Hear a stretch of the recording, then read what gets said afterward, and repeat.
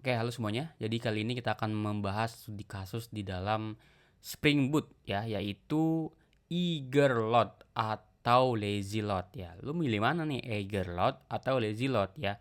Gua lebih prefer untuk tidak menggunakan eager load di dalam entity ya. Jadi contoh ya, di sini ada entity account namanya. Account ini punya one to one ke dalam customer ya. Jadi setiap account itu punya relasi dengan customer nih one to one, dan customer itu punya relasi many to one ke institution.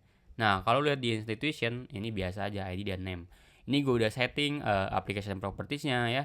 Ini Spring biasa ya, gue pakai kliennya Postgre dan juga REST client ya. Nah, di sini adalah repository, ada repository, lalu juga ada account controller. Kayak gini biasa banget ya, dan ada DTO-nya.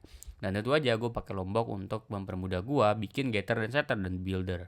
Oke, jadi gimana, apa yang terjadi bang kalau memang gue bikin ini? Nah, ini kalau lu running, lu akan bikin table data ya. Nah, ini datanya lu tambahin dulu account, tambahin customernya, tambahin institution. Sebetulnya tambahin dulu institution, tambahin customer, tambahin account, sehingga mereka ini punya link ya atau terhubung. Oke, coba di sini gue set Spring JPA show SQL-nya ke true. Sekarang kita coba running ya. Ini gue coba running. Tadi gue udah coba running untuk siapa tahu codingan gue error kan gak lucu ya ketika tutorial codingannya error. Oke, kita coba nih HTTP nih account, gue coba send, cetes. Apa yang terjadi? Oh, berhasil. Enteng banget, ID dan number. Gue cuma pengen ngambil di satu kolom ya kan, ID dan number. Mana nih? ID dan number. Ternyata adalah ketika kita cek di sini, nah karena kita show SQL-nya true, kita lihat oh ternyata dia ngejalanin dua query, dan sialnya query yang kedua lu lihat di sini. Dia join juga ke institution, bukan cuman ambil data customers. Kenapa ini terjadi? Karena meskipun lu nggak define ini lazy atau eager, by default one to one terus many to one itu by default dia akan pakai eager. Lu bisa lihat di sini. Lu klik dokumentasinya, lu lihat di sini ada yang namanya fetch. Nah, by default dia akan pakai eager. Begitu juga many to one. Bentar, kita coba cek dulu di sini ya. Many to one, kita lihat di sini eager juga. Nah, itulah kenapa gue tidak menyarankan untuk menempelkan eager secara default. Kenapa? Karena ini bisa terjadi hal-hal semacam ini. Mungkin lu bakal merasa bahwa oh enggak apa-apa, gue juga butuh customer nih, kebetulan gue juga butuh customer gitu. Terus gimana kalau ternyata nanti ke depannya ada orang yang nggak butuh customer? Contoh di sini, gue cuma butuh ID dan number gitu. Gimana caranya mengatasi ini? Nggak bisa, lu harus pakai projection, dan itu mempertambah complexity lu perlu bikin detail, lu perlu bikin projectionnya kayak gitu. Nah, itulah kenapa kita harus pakai lazy. Terus alasan yang keberapa tuh? Alasan yang ketiga adalah kok tiba-tiba yang ketiga, kedua aja belum. Oke, gue nggak tahu antar ketiga kedua. Yang jelas, kalau lu taruh eager di sini, otomatis di sini, dan lu coba ini ada eager, ada kemungkinan di dalam customer juga ada eager ya kan. Otomatis dia akan manggil yang lain. Contoh di sini institution, ternyata dia punya eager lagi one to one ke company detail gitu misalnya. Itu gimana? Akhirnya kita query ke 3 table, ke 4 table malah lebih. Dan itu sial banget. Dan bahkan di sini kita nggak tahu ya. Contoh, misalnya kita bikin nih 2 data ya, institution. Kita misalnya bikin, wah apa ini? Misalnya kita bikin 2 data nih. Nah kan di sini tes gini. Terus gue coba duplikat ya. Clone aja. Terus ini gue tambahin nomornya aja belakang 5 gitu. Misalnya PT Super TBK. Nah ini. Oke. Terus ada customernya namanya ada lagi nih. Gue clone aja. Nandika 2. Lalu Selesa 2. Lalu institutionnya gue akan pakai yang super. Lalu ID-nya gue akan edit ke 6 gitu misalnya ya. Nah ini coba kita simpan, lalu di account gue tambahin lagi. Nah ini gue pengen coba copy paste di sini, terus customernya gue ambil dari yang 2, taruh di sini, terus ID-nya gue edit ya kan, gue edit misalnya pakai 6. Nah ini coba send. Berapa kali query yang dia jalankan? Lu lihat sendiri di sini. Cetes, berapa kali query? Nah, 3 kali query. Kenapa? Karena di sini adalah problem n plus 1 query. N itu apa? N itu adalah jumlah data yang dikeluarkan, yaitu 2 plus 1. jadi 3. Ini adalah problem. Jadi kita akan menjalankan 3 query di sini. Dan bukan cuma itu, query yang di customer join juga ke institution. Oh my god, itu gede banget.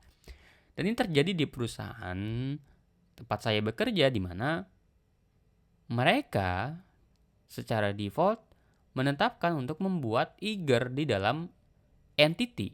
Inilah ketika masuk production, oh ternyata di dalam development gak ada masalah nih. Masuk production, oh ternyata lambat ya. Oh ternyata kok bisa seberat ini ya. Padahal kita sesederhana cuman pengen ngambil account ID dan number, ternyata ada eager di dalamnya. Seperti itu. Nah, terus gimana Bang caranya kalau gue naruh di sini entity misalnya ya.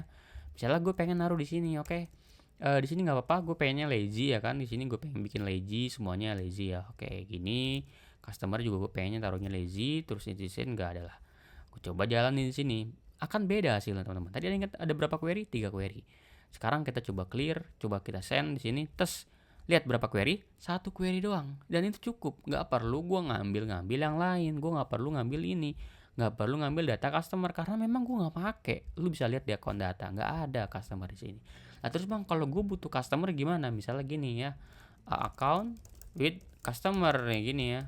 Nah ini gimana Bang? Gue pengen gini ya kan. Search all builder gitu misalnya. Misalnya gini ya kan. Private string ID, private string name, lalu private string customer name. Ini jangan dah, number aja, number. Nah ini gimana? Coba ya kita bikin di sini skenario nya, apakah bisa gitu.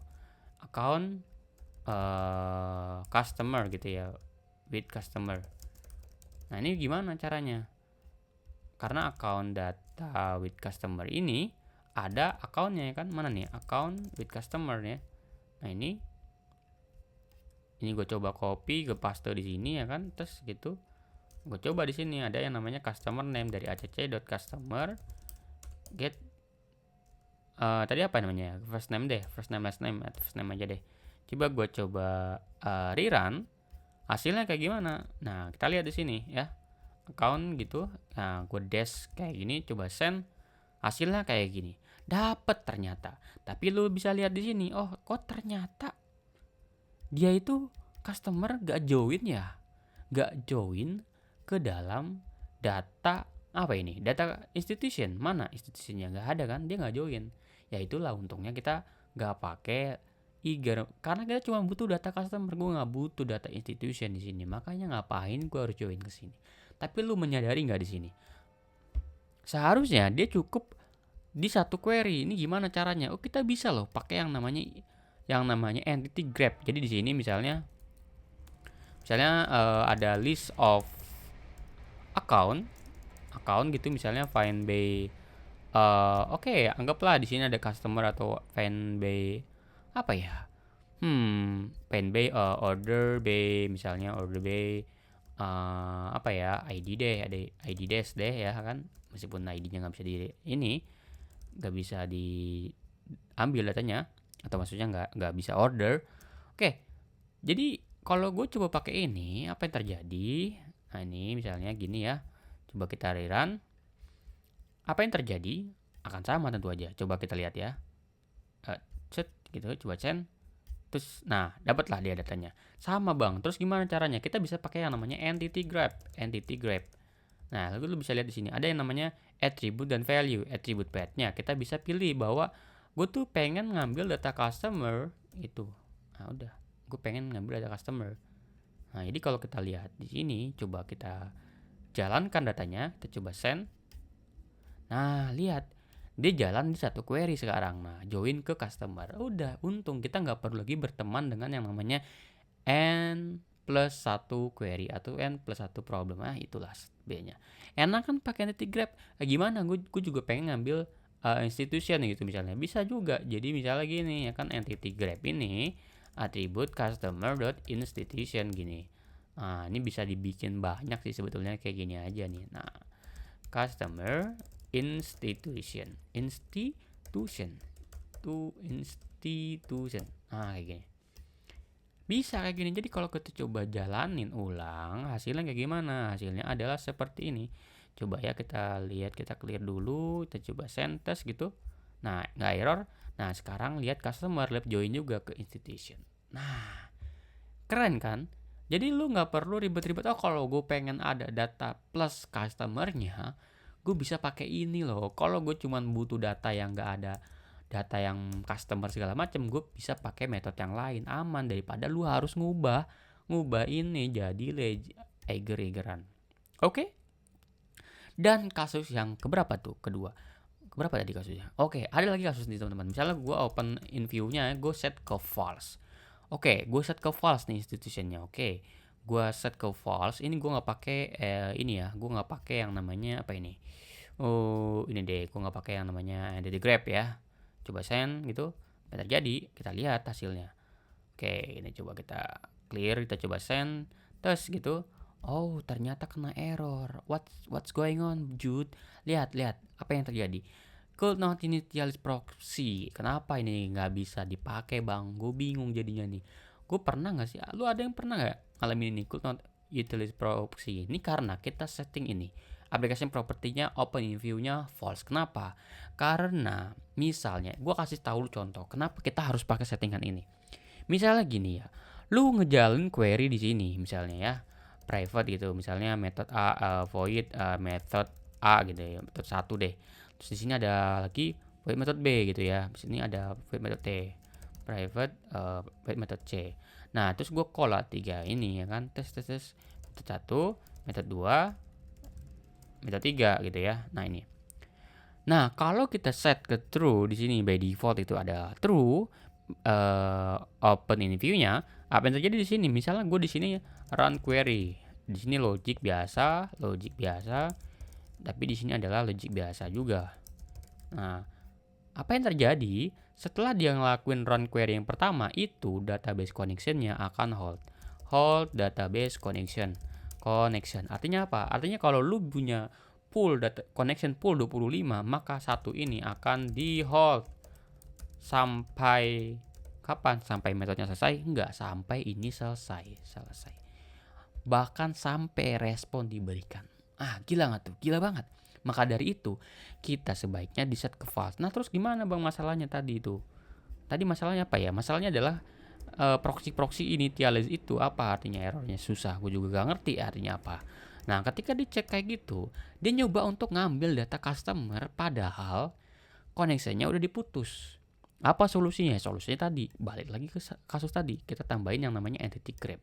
Dengan entity grab ini, kita bisa menghindari hal itu. Kenapa? Karena kita nggak ngelakuin query 2 kali, kita hanya melakukan query 1 kali, gitu ya.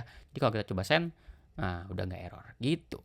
Jadi itu adalah pembahasan kita di Spring Boot tentang entity grab, lazy load, dan eager load, dan juga open in view in false. Thank you semuanya.